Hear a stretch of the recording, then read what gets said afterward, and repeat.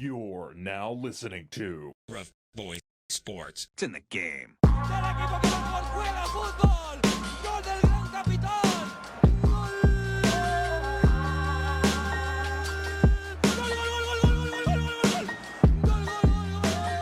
Right, guys, welcome back, Rough Boyz Radio. Time for Rough Boyz Sports.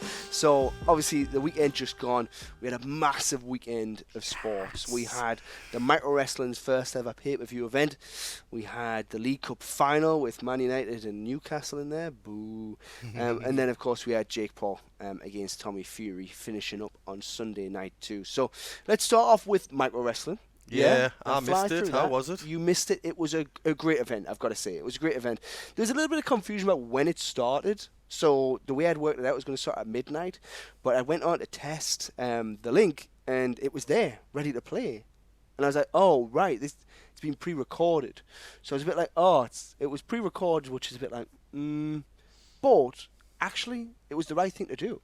Because the production value on it was great. Was it good? Yeah, so Ivor, the Micro, he was like announcing everything. He was the commentator. He was absolutely brilliant. But then you had obviously your matches up. And it wasn't just a corner camera in like a big arena. Cameras following the whole action. It was did they go really like backstage or something? Yeah, Nice. yeah. So it was really, What really was good. like the title fight or? So the title fight was... Was there a title fight? Yeah, it was the main event was a title fight. Unify the belts. Little Show against Baby Jesus, who are both brothers. And as much as that was good, like I was looking out for Micro Tiger, Oh, who you lost boy. his matchup.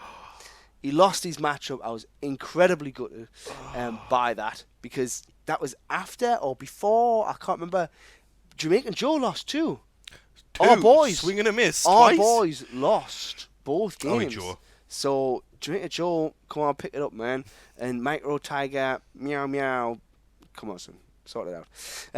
Other than that, the 11-man Micro Rumble, brilliant. Oh shit! I forgot about that, man. It was brilliant. So all round, great night, great event. Do they play in a smaller wrestling? Yeah, ring? it's a smaller ring, yeah. Yeah. But it 'Cause was that just would be great. mad. It was great all round. So again, when the next one rolls round and we've got a bit of time, we'll give you guys forewarning. We'll promote it as always. Push it and see how we get on with the next one.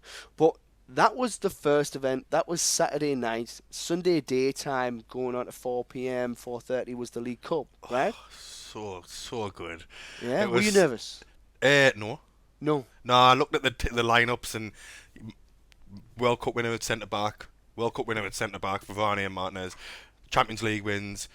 Casemiro's won 12 out of 15. Now he's won 13 out of 16 finals that he's played in. Okay, nice. Shaw, Rashford played in really, really big games for England. Like the whole team is littered with experience, elite level, Yeah. big game experience. And they're playing well right now. Newcastle were just drifting from. Aye. But at the same time, I wondered if it was because they were in the final, they took the foot off the gas just to not get injured in the run up. I think the beginning of the season, everything that Newcastle were doing, like Almiron was just pinging 25, 30-yard volleys in, and everything they touched come off. And that's not that's not putting them down. I just feel like every single thing that they tried fell, and like certain things just went their way. Credit to them though, because they lost twice all season to Liverpool. That's it. Yeah. But they've only scored one goal They haven't scored more than a goal in a game in 2023. Right. Okay. Apart from in the cup. Flying close. So to... they've been 1-1s and 0-0s, 2-1s. Okay. They haven't, yeah, and I don't think they've won in the league this year. Yeah, someone had said that to me too. But all in all, I was just nervous because it's a big occasion. If those guys were going to get themselves up for it, and I don't know, Man United have somehow kept this rhetoric about how they're having a tough season and slipping around, but they're actually doing really fucking well. 8 points off top, won the cup in the Europa League. So they're doing really well. But you never knew what was going to happen. And then obviously it kicked off. Thankfully, Man United got the goal because, again, up front and honest, as Sunderland fans, it was going to be tough to see if Newcastle did well there. But independently, that game, it worked out. Man United they got the goal. They got a second one very quickly. Yeah. There was question marks over Karius. I'm not sure either were really Karius' fault. Nah, Whether he could have done marginally better. I've seen people was saying a like deflection. he went down too early, but he went down after Rashford made the shot. But it just took that little nick, and he couldn't do much about it. I mean, me brother-in-law reckons he's a mag. He reckons that Nick Pope would have had a chance at saving Casemiro's header, which I mean, nah. Yeah, and definitely not offside as well for Casemiro's header. But then the game just it was winding me up. Man United couldn't put 3 passes together. Yeah. They couldn't clear the ball. They kept losing it. But I've got to say, some of the attitude that I saw from some of the Newcastle players was disgraceful. I thought Jolinton was disgraceful. He should have been sent off for 2 yellow cards in quick succession. When he kicked the ball, Anthony, he knew what he was doing. As a footballer, I'm not a footballer, but and then he got booked straight after that. I think it was for dissent. But between the two, that should have been a red card. Bruno. Yeah, Bruno. I think Bruno got away with a couple. I don't think it should have been a straight red, but he's so similar to Carabao in that he's very clever when he fouls. It's not like knee hide. It's always just like down the back of the ankle. Yeah, clever. And Carabao was always the kind of guy that would rake someone's ankle and just act like it was out. But if he got it, he was like shouting at the player, screaming, shake hands. So Shaw as well at the end of the game when Shaw. Botman. Shaw ran over and but I seen that, and obviously we probably say it more because we hate them. So any little thing that they do, we're gonna sensationalise. Yeah. But I remember against Leeds drew 0-0 a few weeks ago up here against the Mags, and the game was going towards a 0-0 draw. Newcastle couldn't really get anything going. 10 minutes left, and they started doing the same thing. The defence get kicked. Like it was like they're not used to losing, or they're not used to not winning this season. But last season they were firmly in a relegation battle. It was like they're forgetting where they come from, and it's like any time that I've seen them where they haven't been winning, the behaviour of them has just been like petulant kids. Yeah. And it got really bad. And I think it was a good game. I think Newcastle started well, I thought. Manu got the goal, and then St. Maximin missed, didn't he? Had that good chance. Yeah. I think if he looks up, he passes it along the floor, and it's in the back of the net. Big time. There's a couple of moments like that they could have scored, but it just didn't come off for them. Obviously, the result went the way I wanted it to go. But I guess, all in all, credit them for being there for a start. Yeah. It would have been a great day out when we were there in 2014. Mm-hmm. Regardless of the result, great day out. Thoroughly enjoyed it. It's a lasting memory for me. Yeah. That's the first chance they've had that since the new Wembley opened, which is a crazy long time. 68 years. I mean, we've been at Wembley. They were at Wembley in 99 was the last time they were at Wembley. Now is it not 92? No, 99. 99 last Man final. U. Yeah. So obviously the first time at the new Wembley. They haven't won a cup in 68 years. That's what I mean. Yeah, but having been to Wembley is just a thing in itself. So, and again, I thought all the fans that I'd seen took it in good spirits. That lost, result doesn't matter. Just great to be here. Great time out. I thought they played well. I think there was listening to TalkSport on the way up here, and someone was phoning up saying we need a striker, and I think Callum Wilson's outstanding. I thought Isak was going to be the boy, but he's just not. But he is like playing with 2 strikers. If he plays with 2 strikers, he's mint. He's quick, clinical. Right, yeah. But I think Wilson outside like your top 3 or 4, like your elite strikers. I think he's as good as. You give him the service, he's there. But once the service goes off the boil, like it has done, it's like Darren Bent for us. You got to play to him. You got to feed him. Yeah, but I think they played well. But it was a sweet day. Yeah, great day. Seeing them cry was. I loved seeing any Mags cry. That was glorious. I mean, again, Shearer, Ant and Deck fell out apparently. Did they? They were sitting They were sitting far apart. Yeah, there's probably nothing in that, but I just want to think that there was. Yeah, but that's what happens. You sell your sort of dirty Saudi money, and you get tears as a result. But after that, the big one. The big one. The big one, yeah. So, it was Jake Paul against Tommy Fury, right? In the matchup again in Saudi Arabia. All about that money. So, first of all, we had a bit of... we said who we thought would win. I said majority draw, mate. I just felt like that's how it was going to go. What did I say? I think you probably went with the obvious, the Tommy Fury win or something. Did I? Yeah. I can't remember, honestly. We'll look back at that. In fact, we'll set this little clip now. Yeah, so I was probably right. Yeah. Anyways, so that's what we thought coming into the game. The boxing match itself. What boxing match? Didn't live up to what you were expecting. Absolutely. First round was probably the best round, I think. in terms of, well, no, I think it was the second round. The first round was failure though.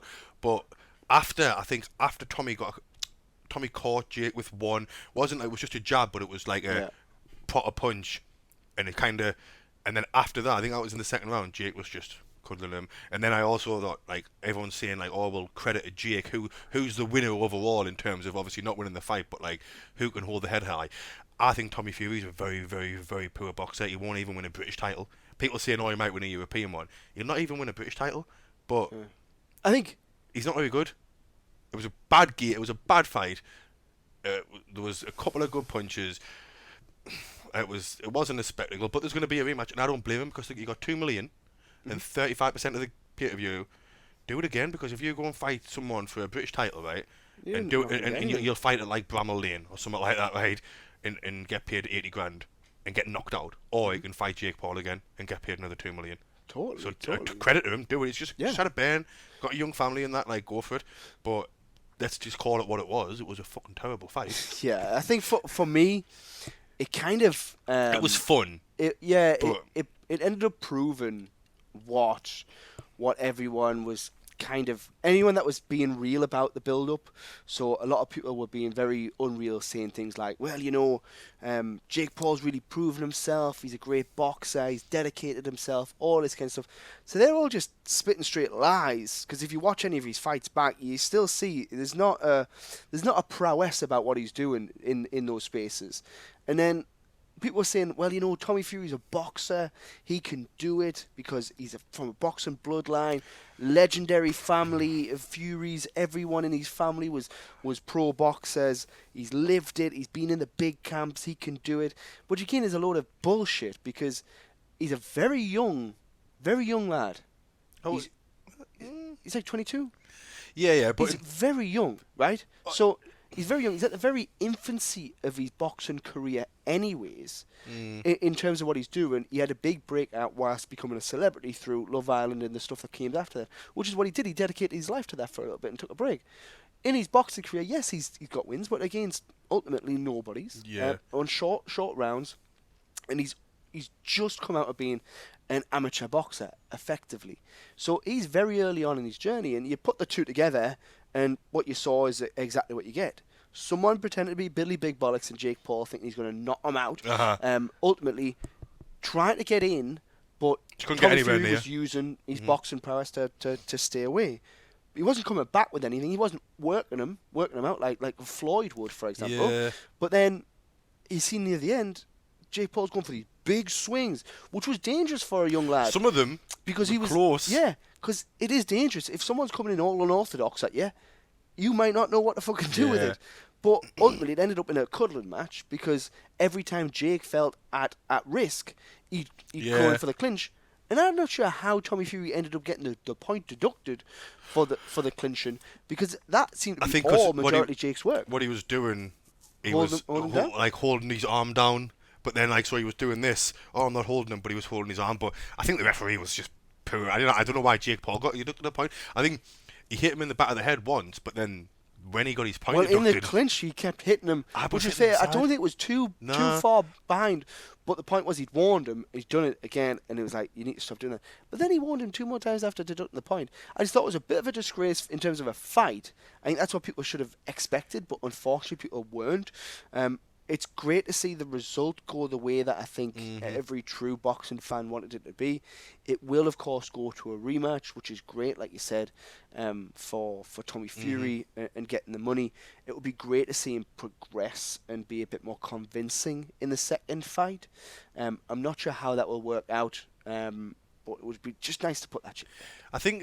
I think the fight will go the same way. I think one thing I noticed on the fight was, when obviously the game plan was just work the jab, and when he gets in, just Tommy, because Tommy did it as well, stop it from happening, like cuddle, get close, put your heads together or whatever, and like get some space again, and then start working the jab. But there was a couple of times where he caught him with a 1, 2, 3 or something, and then you think, go on then, Jake could stumble, and you think, go on, and that just rang to me, that Tommy.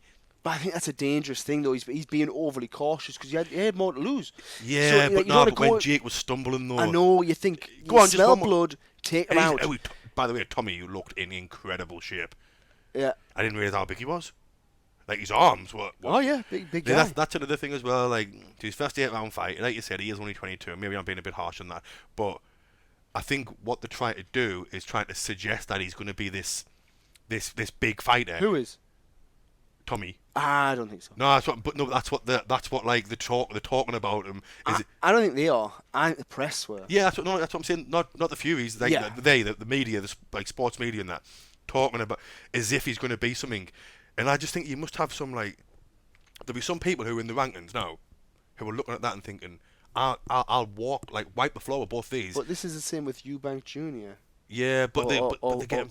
or I don't Ben. know. Do you mean, if you've got the name, you get fast social forwarded media to presence. being like, oh, right, this guy is literally son of or brother of the legend, so therefore he's got Unbeaten. the same genes. It's like Corey Evans, who plays for Sunderland, and Johnny Evans.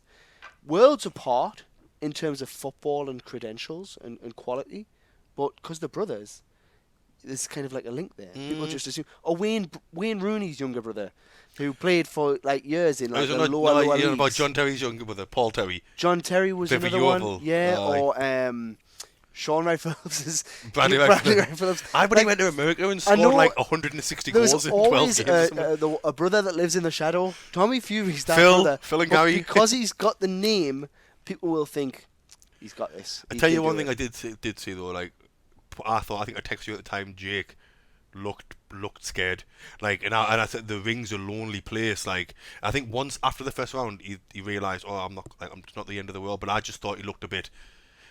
You could I tell. think that's why he was going for the clinch off, Yeah. because he was worried. And he was gonna doing be this caught. as well. He was just putting his head down. It wasn't like Ducking his head punching. and turning his back as well, which is 'Cause he just was- a yeah, he was stupid scared. move to do.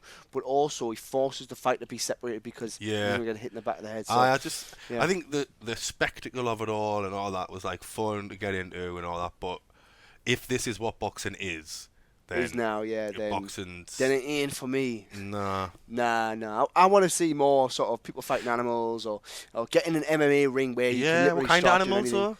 though? Like bears, not like a pig. Bears, sharks, a hybrid animals. Like a if you can llama? do that. Do they spit on your llamas? Or? I'd watch a llama fight another equally sized animal. But you wouldn't fight a llama. Well, that's unfair on the llama. Really. Oh, right. That's what I'm I saying. forgot about your it's skills. too easy Yeah. to kill a llama. But yeah, so that was sort of the weekend of sport. We got anything coming up around the corner? I think it goes quiet for a little bit of time, right? We've got a nice week's break, Sunderland, for the Yeah. first time in like 2 years. Perfect. That's exactly what we need. Need Give a the guys little rest break. because everyone's doing. I think that's it. I don't really think. well. Oh no, of course we have, man. What? John Jones is fighting Garnier in the UFC on Saturday. John Oh, Jones right. has returned. Sweet. Well, we'll bring the roundup of how that goes to you guys next Mm-hmm. week. Until then, see you guys after the break. When you're dealing